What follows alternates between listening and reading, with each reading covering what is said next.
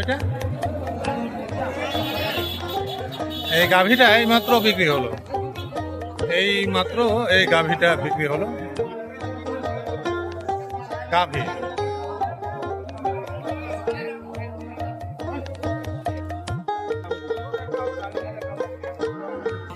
দামটা আরেকবার একটু বলেন।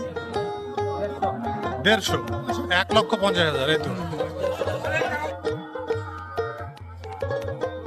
1,50,000 টাকা দিয়ে এইমাত্র এই মহিষটি বিক্রি হয়ে গেল কাহারোল মহিষের হাট থেকে। গাভী এটি লালন পালনের জন্য নিলেন 1,50,000।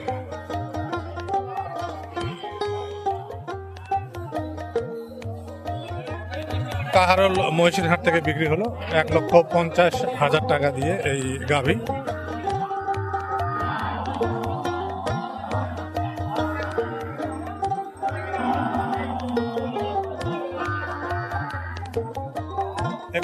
জানুয়ারি শনিবার কাহারোল মহিষের হাট সপ্তাহে একদিন, শুধুমাত্র শনিবার কাহারোল।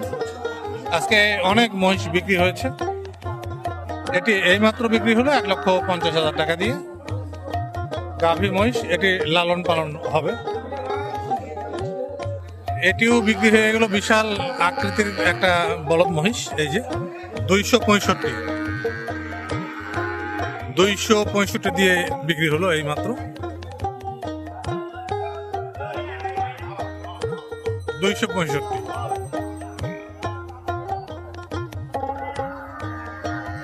কাটার জন্য এনেছেন না? কত আন্দাজ করছেন মাংস কত হবে? 10 মণ।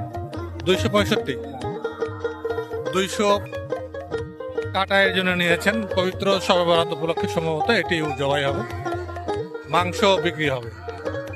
265 কাহারোল মহিষের হাট থেকে বিক্রি হয়েছে।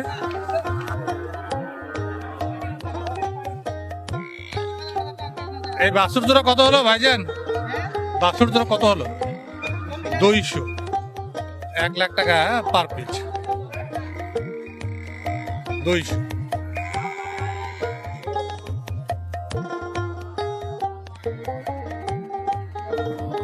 1,50,000 টাকা, যেটি দিয়ে আমি ভিডিও শুরু করেছিলাম সেইটা এটা।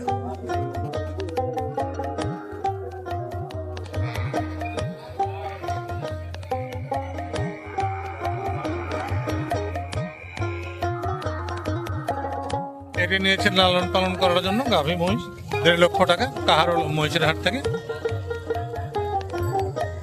বাড়িতে আরো কতগুলো আছে ভাইজান? 7টা আছে। আরো 7টা আছে। তো মহিষ লালন পালন তাহলে অনেকদিন থেকেই করেন? হ্যাঁ হ্যাঁ। মহিষ লালন পালন কেমন, লাভজনক? কি বলবেন, লাভজনক না লস?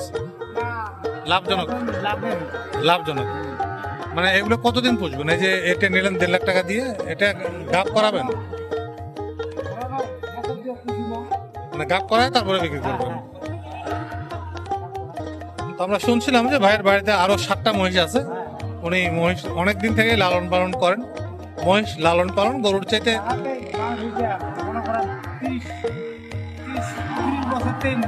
মহিষ লালন পালন করেন। রোগ ব্যাধি তো গরুর চাইতে কম না? গরুর চাইতে অসুখ বিসুখ কম হয় না? কম হয়, ঝামেলাও কম, শান্ত প্রাণী। 1.5 লক্ষ টাকা দিয়ে আজকে কাহারোল হাট থেকে এটি নিলেন।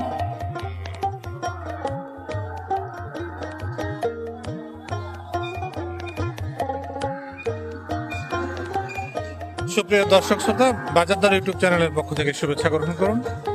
দেশ অথবা দেশের বাইরে থেকে আপনি যেখান থেকে ভিডিওটি দেখেন না কেন, অনেক অনেক প্রীতি এবং শুভেচ্ছা জানাচ্ছি ইউটিউব চ্যানেল বাজারদরের পক্ষ থেকে। চ্যানেলটি সাবস্ক্রাইব করে দিবেন যেখানেই থাকেন আপনি, দেশ অথবা দেশের বাইরে। আমি আমার আজকের এই ভিডিওটি এখানেই শেষ করব।